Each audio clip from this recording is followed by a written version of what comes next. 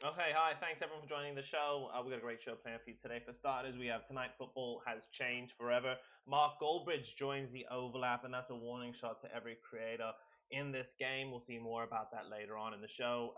PSG go to Anfield and just wallop them. Absolutely, Arnie Slot's final nail in the coffin, definitely out the door. Atletico Madrid, they have just a masterclass against Barcelona and showed Arsenal really how, if you're going to play pragmatic football, how you do it with energy and enthusiasm.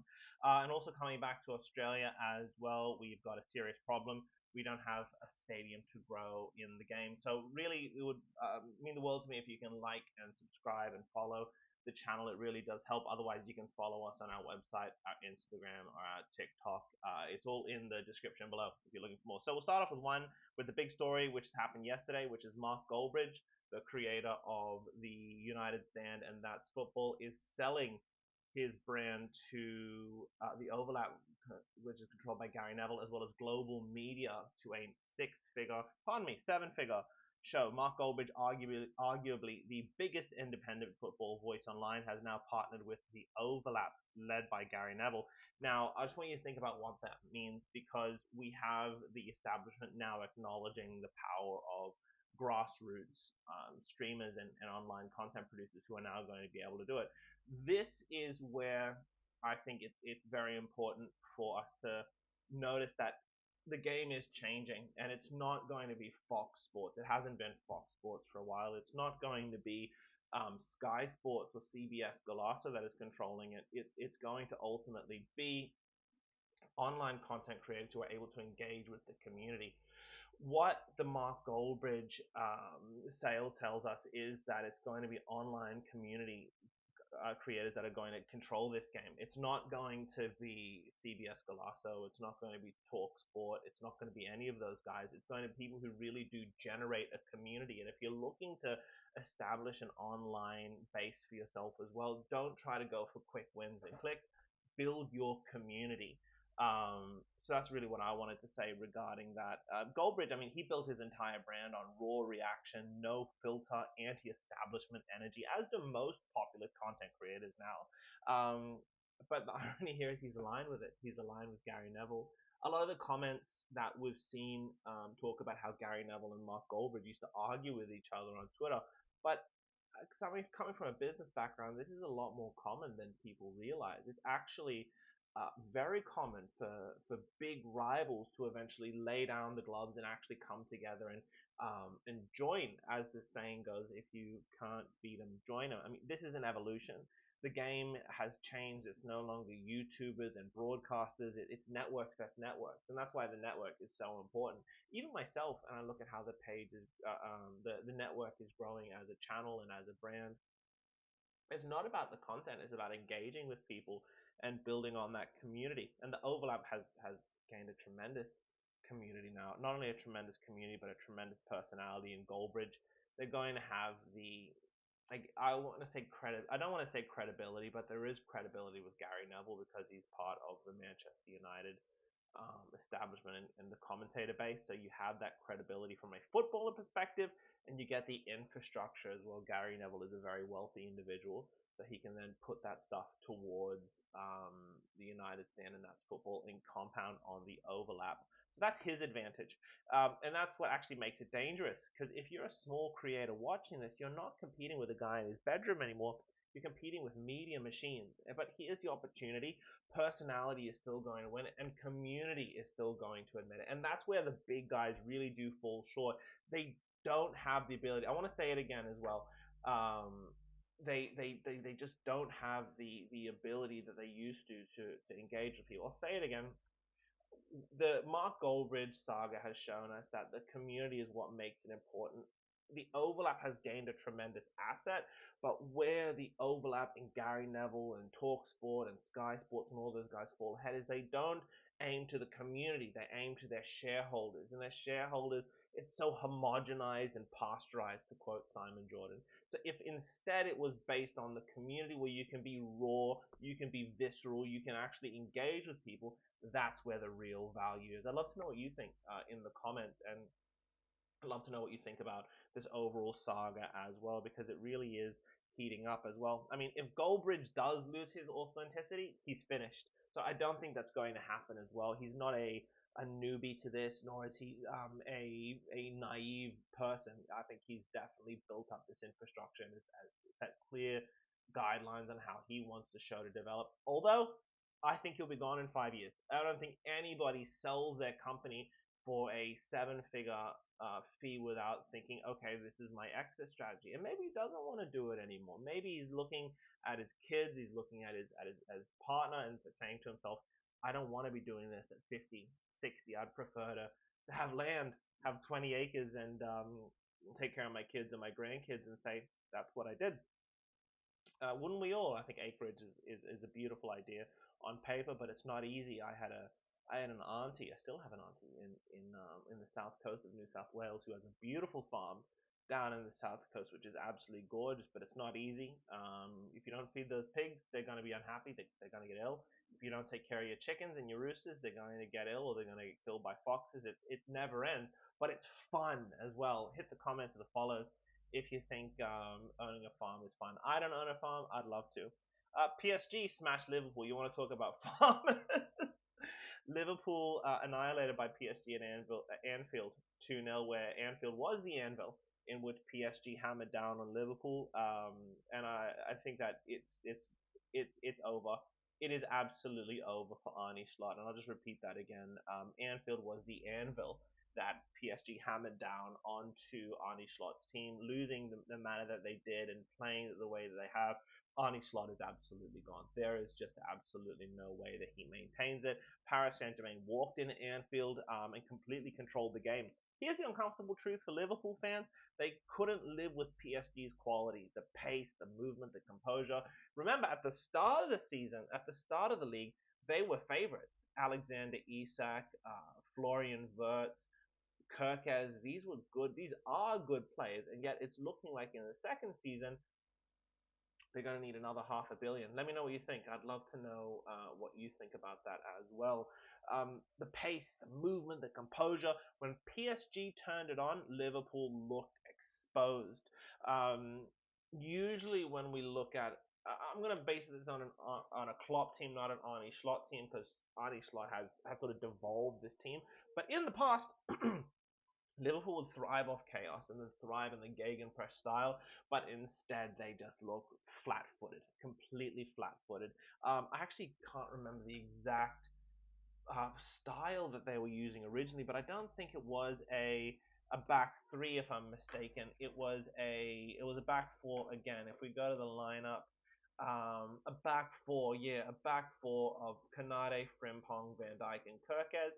On the left-hand side, Kirkez shouldn't be playing on the left. They don't have a DM as well. I mean, I keep saying this. Gravenberch is not a DM. They're desperate for one. So is Manchester United. So is a lot of teams in the Premier League and in La Liga and around the world. That's what's the flavor of this season. And last season, I was a striker. This season, it's a defensive midfielder.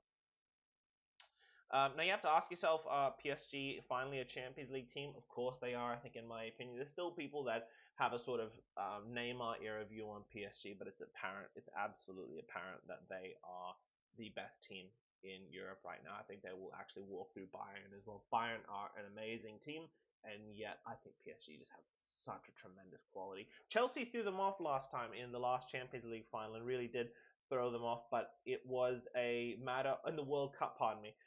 However, it was PSG's to lose, not to fail. Moving on to our next point, and please remember to like and follow us for more. It really does help the stream. It really helps, and give us your comments as well. I'm in Australia. I'd love to know what you think. Segment 3, Atletico versus Barcelona.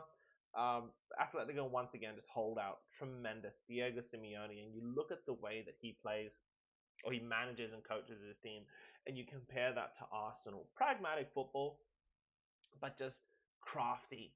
And it reminds me a little bit of Italian football in a way back in the day, in the early 2000s, where it was defensive but crafty, and they would do these easy passes and that have these shadowy players who were just always in the right sort of position. Julian Alvarez, my God, what a player. What an absolute player if you look at the way that he plays. But Barcelona had the ball, they had the territory, they had the control, but Athletic had something else, just discipline, structure, mentality. And this is where I think modern football, as in this year, football gets it wrong. they want to play this sort of long ball, pragmatic, long throw in football, and you can play it, but it has to be with energy and engagement. And compare that. I'm gonna make it about Arsenal. You look at how Arsenal play in comparison to Atletico Madrid. There's no drive. There's no passion. Could Arsenal, like making it about Arsenal here, but could Arsenal lose the Premier League? Could they lose their advantage this season, because they are, I think, only 6 points ahead of City. There is a massive game at the EPL. I believe it was on Sunday in my time in Australia, where City will play against Arsenal, and that's just going to absolutely throw this competition wide open. I do believe City will dominate Arsenal and win that. So let me know what you think. But if if if if if Arsenal lose to City this weekend, it will be the biggest, the worst bottle in Premier League history, and I believe ever. I do not believe that Arteta can stay, that he can stay if he bottles this, because he has a better team than City right now. Who is better than the players that are Gabriel and Saliba is better than Man City's defense. Their fullbacks, they've got Zubamendi, who is a phenomenal defensive midfielder. Odegaard and Declan Rice.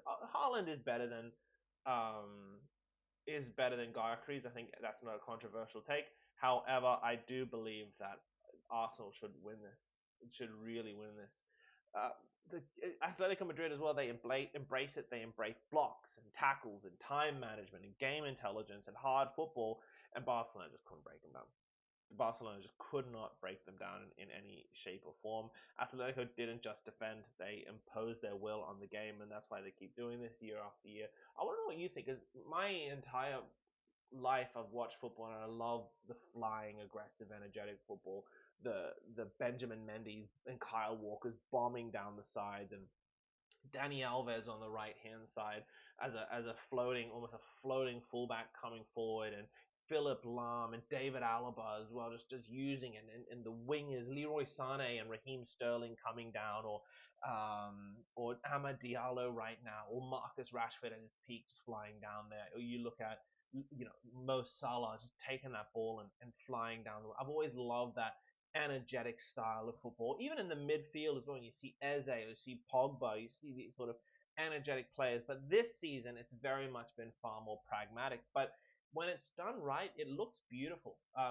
Diego Simeone can do it and can absolutely create so much magic. You watch him play, and he's a magician.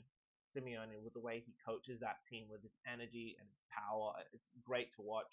Um, and I keep likening Arteta's defensive tactics to Mourinho's during Man United and Tottenham as well. But I remember specifically with Tottenham when he was doing the 4-4-2 with Mourinho. Of course, I'm talking about Mourinho at Spurs, and it was defensive, but it was flying as well, with Harry Kane and Hyun Min, and the quick exposing plays that they would make, where they just tore the entire field apart. Even with Hyun Min as well, just opening that field and playing Harry Kane almost like a playmaker. He was kind of like a quarterback.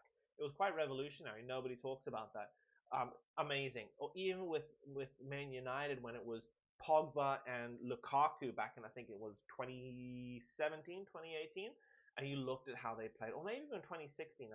But when United came second, and just pinging that ball to Lukaku, going down the wing, absolutely phenomenal football. So you can play entertaining, pragmatic, defensive football, but it has to be done a certain way, and not just weak, non-energetic football, which Arsenal do. I mean, they're coming first, so maybe I'm crazy. Let me know your comments in the comments below.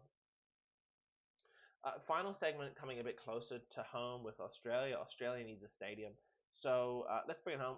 While Europe is evolving, Australia is falling behind in more than just one way. We do have the talent, we have the fans, we have the interest, but what we don't have is the infrastructure. If the A-League wants to grow, we need proper football stadiums, not half-empty multi-purpose grounds and cricket ovals and temporary solutions. Real football culture comes from atmosphere, identity, and consistency, and a big focus on identity. And I feel like there's this groundswell for football in terms of community. And you're probably watching this yourself if you like football, and you know that there's this community, but it's just not harnessed. You look at England, Spain, France. Their stadiums are built for football. They're designed for fans. They're creating energy. What I'm really talking about right now is FIFA put a letter allegedly to Albanese. This was reported by, I believe, to Albanese. I can tell you exactly who reported it. This is to ESPN, and as well as Daily Mail. They want a permanent home for football in Australia for the Socceroos. And I want to actually stop right there for a second. Australia and the way they have built their, or the way they should build their national team and their league is that you have the grassroots, you have the league itself, you have the competitive league, and all of it is meant to go to the national league. Similar to Germany, similar to Spain as well, where it's built for the purpose of competing well in the World Cup. That's not happening. Right now it's an obelisk that leads to nowhere. You have a lower league of people playing, and they get to a franchise where there's no up or down, and they have, in theory, the finance to do it, which it's proving time and time again that they don't. But if Australia really wants to take it seriously, it needs to have a home of football, not just from an infrastructure point of view, but to call out the craziness in this industry, because the FFA is nowhere near where it's meant to be. We're asking the game to grow, we're giving it a home, and that's a problem, because if we don't fix it, we're always playing catch up. And let me ask you, if you're Australian and you're watching this, do you think we've been playing catch up with a lot of stuff, without fuel, without football, with our infrastructure, with our housing? Are we the catch up nation instead of the lucky nation? I don't think she'll be right anymore, and I absolutely hate that statement. Yeah, once again, I just wanted to say how grateful I am for everybody who tuned in for the video. Please feel free to like, subscribe, comment, and let me know your thoughts in the comments below. Thanks for tuning in. I'm Jeremy at 56.